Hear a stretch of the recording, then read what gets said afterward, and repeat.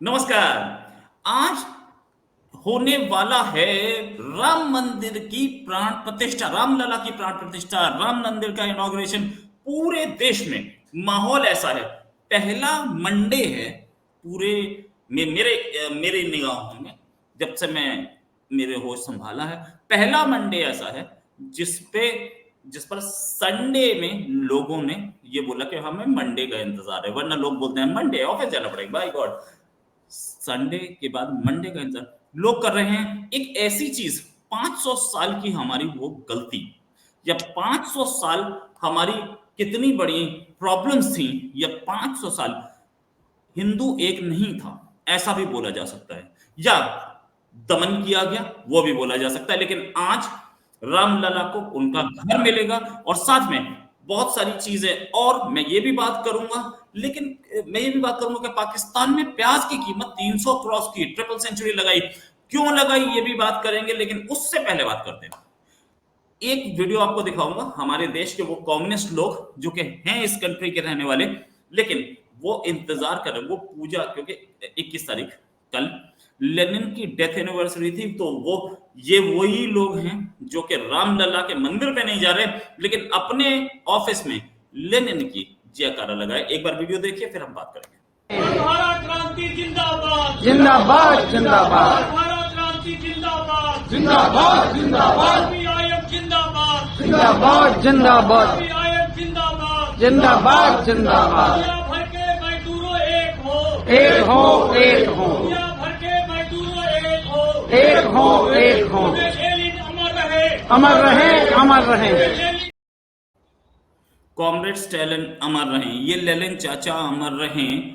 इन्हीं लोगों ने भगवान राम के 500 साल से भगवान राम के उस मंदिर को तोड़ के उस पर एक मस्जिद थी, इन्होंने उस मस्जिद को सपोर्ट किया। आज वो भगवान राम के उस मंदिर पे जाने के लिए तैयार नहीं। राम भगवान थे या नहीं थे, इसको वो डिस्प्यूट करते हैं, लेकिन ये तो मान सकते हैं कि इसी धरती पे पैदा हुए उनके पुरखों में से एक थे, वो अपने पुरखों को भी नहीं मानने के लिए तैयार है। इसे बात करने के लिए हमारे साथ डॉक्टर अभिषेक मिश्रा, डॉक्टर साहब एक्सपर्ट हैं, सनातन धर्म पे तो है ही हैं, ये लीगल भी एक्सपर्ट हैं और कई कंट्रीज में रह चुके हैं, और हर कंट्री के बारे में इंटरनेशनल एक्सपर्ट तो ही हैं। डॉक्टर साहब, एक चीज, ये जो साहब हैं, या ये साहब, एक का नाम मैं क्या लूं, ये पूरी कम्युनिटी जो है जिसको बोलते हैं लेफ्टिस्ट, क्या इनको अपनी जड़ों से इतनी नफरत है कि ये राम मंदिर नहीं जाएंगे, और कॉमरेड स्टेलिन चाचा अमर हैं, इनके चाचा वो बन गए? भगवान श्री राम ने जब लंका की विजय हासिल की तो उन्हें ये ऑफर दिया गया कि लंका की जो रिचनेस है उसको देखते हुए आप यहाँ के राजा बन जाइए। तो उन्होंने मना कर दिया। उन्होंने क्या कहा, ये आज भारत के हर आदमी को जानना चाहिए, सबको पता है, फिर भी मैं दोहरा देता हूँ। उन्होंने कहा, भगवान श्री राम ने लक्ष्मण से कहा, अपि स्वर्णमयी लंका न मे लक्ष्मण रोचते, जननी जन्मभूमि स्वर्गादपि च करियसी। यानी माँ और मातृभूमि स्वर्ग से भी बड़ी है, और मेरे लिए वो स्वर्णमयी लंका, उसके आगे कुछ नहीं है। ये अभागे लोग हैं जिन्हें मातृभूमि का कॉन्सेप्ट ही नहीं पता है, जो एक ऐसी आइडियोलॉजी के लिए which has defeated itself a dozen years ago। 1991 के बाद लेनिन और लेनिन की थॉट सिर्फ यूएसएसआर नहीं टूटा था, लेनिन और स्टालिन का थॉट प्रोसेस भी टूट गया था। 1991 के बाद सोशलिस्ट फॉर्म ऑफ इकोनॉमी भी डूब गई थी। 1900 अब देखिए इनका जो दादा, वो देखिए कि इन्होंने हमको ये कहा कि हिंदू ग्रोथ रेट है 2% 3% से ग्रो करना, और हमको ये इकोनॉमिक्स सिखा रहे थे। आज मैं as an international investment law का प्रोफेसर, मैंने कितनी स्टडी पढ़ी है जहां पे जितनी भी सोशलिस्ट स्टेट थी सबकी इकोनॉमिक्स फेल हो गई, सबको फ्री मार्केट अडॉप्ट करना पड़ा। नॉट अ सिंगल कंट्री जिसने कि सोशलिस्ट फॉर्म ऑफ इकोनॉमिक्स को अपनाया था वो अभी भी फंक्शन कर रही हो, including Cuba, and it is in the healthy state. सब डूब गई। और ये हमें क्या सिखा रहे थे कि हिंदू रेट ऑफ ग्रोथ है 2 से 3%। उस हिंदू रेट ऑफ ग्रोथ को, जिसको कि ओईसीडी ने स्थापित किया था कि 2000 साल से इंडिया का जो जो वर्ल्ड जीडीपी में कंट्रीब्यूशन है वो रहा है 25 से 30%। फिर इन्होंने हमें क्या सिखाया कि यहाँ पे डिवीजन होता है, यहाँ पे एक्सप्लॉइटेशन होता है, पता नहीं कौन कौन सी बाहर की फिलॉसफी ला के दे दी। जब मैं बच्चा था मुझे समझ में नहीं आता था कि भैया ये हो क्या है, ये फासिस्ट क्या है, मुझे पता ही नहीं होता था। भारत का सबसे बड़ा दुश्मन इन्होंने किसको बताया? ब्राह्मणिकल वे ऑफ लाइफ को। वो सोसाइटी जिसने जिसने आकर के हमारी बच्चियों को बाजारों में बेचा, जिन्होंने हमारी बच्चियों के साथ रेप किए, जिन्होंने हमारे सिरों के मीनार बनाए, उसको इन्होंने कॉन्स्टिट्यूशनल आइडियोलॉग ऑफ इंडिया बता दिया। भारत के कॉन्स्टिट्यूशनल आइडियोलॉग भगवान श्री राम हैं, थे और रहेंगे। उनके अलावा भारत का कोई भी कॉन्स्टिट्यूशनल आइडियोलॉजी सोची और समझी नहीं जा सकती। भारत है तो भगवान जी। अच्छा डॉक्टर साहब, एक चीज, भगवान राम के बिना कुछ नहीं सोचा जा सकता। ये लोग जो कि लेनिन की पूजा करते हैं, इनको प्रॉब्लम क्या आती है भगवान राम के? क्यों ये इनके भी तो एक वो थे, इनके एक लीडर थे जिनका नाम था सोमनाथ चैटर्जी। कहते हैं कि उनके फादर ने नाम रख दिया था, बाद में बदला जा सकता था। एक बीजेपी के लीडर थे, कांग्रेस सिंह नाम था उनका, उनका नाम भी चेंज किया गया। आजकल बहुत बड़े लीडर हैं वो, राइट? तो नाम वो चेंज कर सकते थे, नहीं, ये सब के सब अंदर अंदर पूजा करते, लेकिन सामने दिखाना नहीं चाहते। क्यों भगवान राम इनके लिए एक लायबिलिटी बन गए क्या? भगवान राम, ये प्रश्न ही अपने आप में बेईमानी है। भगवान राम की आशीर्वाद के बिना तो कोई एक पत्ता भी नहीं हिल सकता। ये लोग भगवान राम के लिए लायबिलिटी बन गए कि भगवान राम को इनका भी भला सोचना पड़ रहा है। तो अब क्या ही कहा जाए रोहित दादा, इन लोगों ने भारत की कॉन्शियसनेस को जितना तोड़ने का प्रयास किया है, जिसकी कोई वो नहीं है। क्या क्या नहीं कहा हमें इकोनॉमिक्स नहीं आती, ब्राह्मण हमारे यहाँ वो थे, हिंदुइज्म सनातन जो है वो कीड़ा मकोड़ा है, सनातन डेंगू है, सनातन जो है वो भेदभाव रखता है, पता नहीं क्या क्या नहीं कहा। इसमें हमारी सबसे पहले जो श्रद्धांजलि दे रहे हैं, मैं आपको फिर से अगर दिखाना चाहूं तो बस मैं 2 सेकंड के लिए। क्रांति जिंदाबाद, जिंदाबाद जिंदाबाद, भारत क्रांति जिंदाबाद, जिंदाबाद। इनका नाम ही सीताराम है। सीताराम बीजेपी के एक लीडर थे, यस, बीजेपी के एक लीडर थे जिनका नाम था कांग्रेस सिंह। उनका नाम सुषमा स्वराज जी ने बोला कि हम क्या बोलेंगे, कांग्रेस को वोट दें, आप अपना नाम चेंज कीजिए। आज उनका नाम स्वतंत्र देव सिंह है, बहुत बड़े लीडर हैं। क्या ये अपना नाम नहीं चेंज कर सकते? ये अपना नाम कर लें ललिन येचुरी, मैं भी मान लूंगा। नाम अपना सीताराम, एक का नाम सोमनाथ, और 10 हैं ऐसे, चतुरानंद मिश्रा, नाम चतुरानंद। और उसके बाद अपने नाम से, अपनी धरती से, अपनी जमीन से गद्दारी के ये नहीं जाएंगे राम मंदिर के इनॉग्रेशन में, जबकि इनको दिया जा रहा है इनविटेशन। कुछ कहना आपको? अब ये लोग ये लोग मानसिक गुलाम हैं भाई। इनको जननी जन्मभूमि दोनों से कोई मतलब नहीं है। सर्वहारा क्रांति, काहे की सर्वहारा क्रांति भैया? अब कौन सा सर्वहारा क्रांति चल रहा है यहाँ पे? जितने प्रोटेक्टिव लॉज हैं यहाँ पे एम्प्लॉयमेंट के, वो तो कहीं भी नहीं होंगे दुनिया में। और जो भी एक्सप्लॉयटेशन होता है उसके लिए आप भारत के संविधान में और भारत के हेरिटेज के अंदर में लड़ाई लड़ सकते हैं। मैं ऐसा कतई नहीं कह रहा कि भारत में एक्सप्लॉयटेशन नहीं होता होगा, मगर एक्सप्लॉयटेशन हर समाज में होता है, कहाँ नहीं होता है।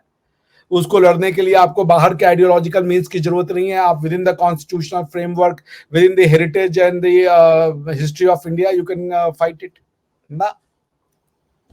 ये उनको नहीं करना दादा। इनको बस विदेश की कुछ भी चीज मिल जाए। ये विदेश में, विदेश के आलू के जूस को ओडका समझ के पीने वाले लोग हैं। आप समझ रहे हैं? विदेशी होना चाहिए साला कुछ भी। ये गुलाम लोग हैं, they are basically mentally crippled, if I may say so. जी। सही बात। अच्छा, एक चीज और, अब जाएंगे दूसरी खबर पे। इंडिया ने प्याज का एक्सपोर्ट बैन किया, तो एक पाकिस्तान में प्याज पहुंच गई 300 के पार। मैं आपको दिखा सकता हूं, ये है वो आर्टिकल जिसमें आप देख रहे हैं प्याज 300 के पार जा चुकी है। इस आर्टिकल की हेडलाइन पे जाएं तो प्याज ने ट्रिपल सेंचुरी बनाई, ऐसा लिखा है। ARY का आर्टिकल है, और आज वो कल 19 जनवरी का है। ये वो लोग हैं, क्या इंडिया इंपैक्ट कर रहा है सीधे सीधे उस कंट्री को जिस कंट्री ने हमारा हमेशा बुरा चाहा। लेकिन हम लोगों ने तो अपने आप को बचाने के लिए प्याज एक्सपोर्ट बंद की थी। इनके पास प्याज इतनी महंगी है, खाने के लिए कुछ है नहीं, मांगते हैं कश्मीर। अब चूंकि ये कश्मीर मांगते हैं, इसीलिए इनके पास खाने को कुछ नहीं है। अगर ये कश्मीर नहीं मांगते तो इनके पास खाने का बहुत कुछ होता। और ये इनका चॉइस है, वो गरीबी और उसको इन्होंने चूज किया है। 320 रुपए प्याज खाना। और भाई पाकिस्तान, दादा मैं बड़ा हैरान हो जाता हूँ, ये दुनिया का ऐसा देश है जो सिर्फ झूठ पे सरवाइव करता है। चाहे पढ़ा लिखा हो चाहे अनपढ़ हो, वो झूठ सुनना चाहता है। अजीब अजीब सी कंस्ट्रक्टेड स्टोरी में वो खुद को गाली देने को बड़ा, हिंदुत्व हिंदू कल्चर को गाली देना उसको बड़ा अच्छा लगता है। तो ऐसे लोग 350 रुपए ही प्याज खाएंगे। आप समझ रहे ना, इनको प्याज के भाव से मतलब ही नहीं है। अब मेरे यहाँ पे, मैं आपको स्विगी इंस्टामार्ट का जो कि इन्फ्लेटेड प्राइस होता है, फिर भी बता रहा हूं मैं, वहां पे प्याज क्या चला, आपके यहाँ पे क्या प्याज का भाव चल रहा है मुझे नहीं पता। हमारे यहाँ 39 रुपए किलो चल रहा है। 40, एकदम 40। यानी कि अगर पाकिस्तान के करेंसी के रेट में भी कर दिया जाए, 3 गुना कर दिया जाए, तो 120 रुपए किलो यहाँ पे होता है पाकिस्तानी।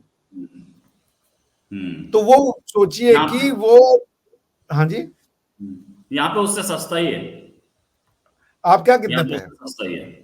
हम तो, आपको स्विगी का रेट 10 रुपए महंगा ही होगा, क्योंकि इसमें तो आना जाना भी जोड़ता होगा ना। हाँ, यहाँ पे ऐसे तो दिखा रहा है 25-30 रुपए किलो है, ज्यादा नहीं। हाँ, तो 25-30 रुपए के बीच में मारे 30 मान लें, उस हिसाब से पाकिस्तानी 100 रुपए के आसपास बनता है, 90-100, ठीक है ना। वो एक 320 खा। क्यों? क्योंकि पता नहीं सो कॉल्ड हिंदुत्व में पता नहीं क्या बुराई है, क्या बुराई किया हिंदुत्व ने पाकिस्तान का, आज तक समझ में नहीं आया। या इस्लाम के साथ हिंदुत्व ने क्या बुराई कर दिया, समझ ही नहीं आता है मुझे। दिन रात रोक रोक के हिंदू RSS को गाली देना, मक्का को कह देंगे कि ये सऊदियों के बाप की नहीं है। फिर उसके बाद जब वो उनका तशरीफ सुझाता है तो उनको समझ में आता है, नहीं नहीं, मक्का तो अरबों के बाप की ही है। तुमने अपने बाप को छोड़ दिया तो सब अपने बाप को छोड़ दे, ऐसा तो नहीं होगा ना। तुमने अपने माँ बाप को छोड़ा तो सोचते सब अपने माँ बाप को छोड़ दे, ऐसे नहीं होगा। आप अनाथ हो तो सारी दुनिया को अनाथ करना चाहते हो, और अनाथ लोग भीख ही मांगते हैं। तो ये मांग रहे हैं भीख, इनका चॉइस है। ये 350 रुपए नहीं, ये 600 रुपए प्याज भी खाएंगे, घास की रोटी खाने को तैयार है भैया। भारत के साथ लड़ेंगे जंग, गाजी बनेंगे, गाजी पाकिस्तान। एक बहुत बड़े राइटर थे जिन्होंने जैसे बोलते हैं अपने सुभाष चंद्र बोस की मुखबिरी की थी अंग्रेजों के लिए।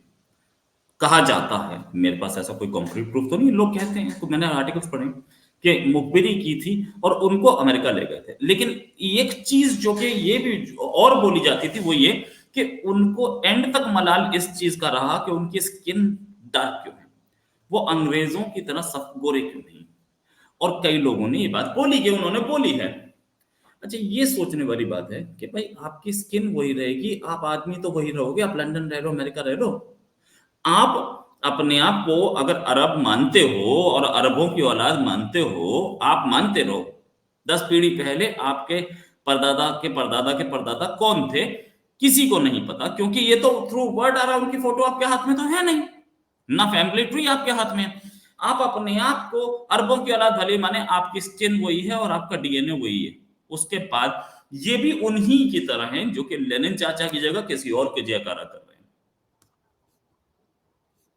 जी जी जी, बिल्कुल। ये लोग कहीं के नहीं हैं जिन्होंने अपनों को ठुकरा दिया। भैया उन्होंने कहा ना, दो मोरालिटी के बीच में चुनना था इनको। एक मोरालिटी ये कहती है कि जननी जन्मभूमि स्वर्गादपि च गरीयसी, दूसरी मोरालिटी ये कहती है कि स्वर्ग के लिए माँ बाप को और मातृभूमि को भी अगर आग लगाना पड़े तो लगा दो, गजवाहीन करना पड़े तो कर जाओ, अपनी भूमि छोड़ो, स्वर्ग का चिंता करो ऊपर। तो जिनको ये चुनना था उन्होंने वो चुन लिया। बिल्कुल सही। तो ये फाइनली आज रामलला को मंदिर मिलेगा। पूरा देश जैसे बोलते हैं कि राममय हो चुका है। आज राम राज्य, मैं नहीं बोलूंगा कि आज राम राज्य आ गया, मैं ये बोलूंगा कि एक शुरुआत जरूर है हमारी राम राज्य के लिए। और ये राम राज्य भले ही आज पूरे देश में कॉन्स्टिट्यूशन की भी प्राण प्रतिष्ठा हो गई। कल Yes. भारत के कॉन्स्टिट्यूशन में आत्मा डाली जाएगी। अभी तक सिर्फ शरीर बिल्कुल था। सही। राम राज्य की आत्मा। कॉन्स्टिट्यूशन की किताब में भी भगवान राम की फोटो लगी। ये भी बड़ी चीज है। खैर इस पे भी किसी दिन बात करेंगे। अभी के लिए इतना ही। जल्दी एक डिस्कशन और करेंगे। अभी के लिए नमस्कार, धन्यवाद, जय हिंद।